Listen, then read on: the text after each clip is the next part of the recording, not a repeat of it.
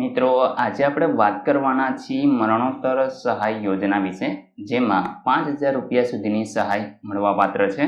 આમના online form ભરાવાના શરૂ થઈ ગયેલ છે.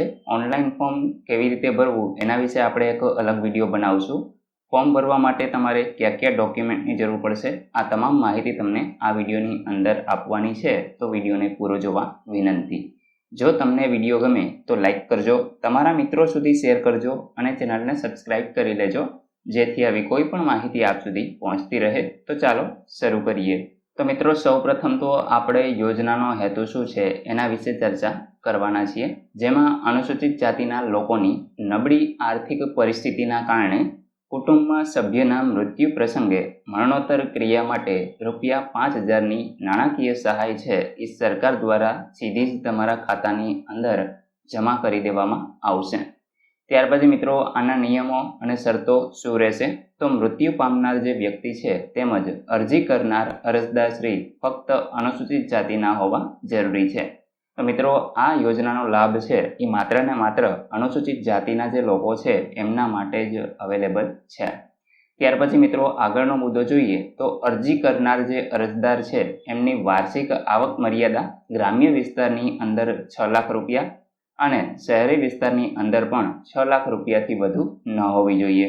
એટલે કે મિત્રો, તમે ગ્રામ્ય અથવા તો શહેરી વિસ્તારમાં રહેતા હોય તો તમારી આવક મર્યાદા છે એ 6 લાખ અથવા તો એનાથી ઓછી હોય તો તમે આ યોજનાનો લાભ છે એ મેળવી શકશો. મૃત્યુના 6 મહિનાની અંદર જ તમારે અરજી છે એ કરી દેવાની રહેશે. મિત્રો, અહીંયા મૃત્યુના 6 મહિનાની અંદર જ આ યોજનામાં તમારે લાભ લેવો હોય તો એમાં ઓનલાઈન અરજી તમારે કરવાની રહેશે. ઓનલાઈન અરજી કઈ રીતે કરવી એના વિશે આપણે એક અલગ વિડીયો બનાવવાના છીએ, તો તમે ચેનલ સાથે જોડાઈ જજો, જેથી એ જોઈ અને તમે જાતે જ ઓનલાઈન અરજી કરી શકો. અવસાન પામેલ વ્યક્તિના મૃત્યુ નોંધણી પ્રમાણપત્ર તમારે ફરજિયાત છે એ રજૂ કરવાના રહેશે. તો જે વ્યક્તિનું મૃત્યુ થયેલું હોય એમનું મૃત્યુ નોંધણી પ્રમાણપત્ર છે એ તમારે અહીં અપલોડ કરવાનું રહેશે. મરણ પામનાર વ્યક્તિના ઘરના કોઈ એક જ વ્યક્તિને તે સમયે લાભ છે એ મળી શકશે. એટલે કે મિત્રો, અહીંયા જે વ્યક્તિનું મૃત્યુ થયું છે એમના કોઈ પણ ઘરના એક મેમ્બરને આ યોજનાનો લાભ છે એ મળી શકશે. ત્યાર પછી મિત્રો, આપણે વાત કરીશું કે આ યોજનામાં તમારે ઓનલાઈન અરજી કરવા માટે કયા કયા ડોક્યુમેન્ટની જરૂર પડશે.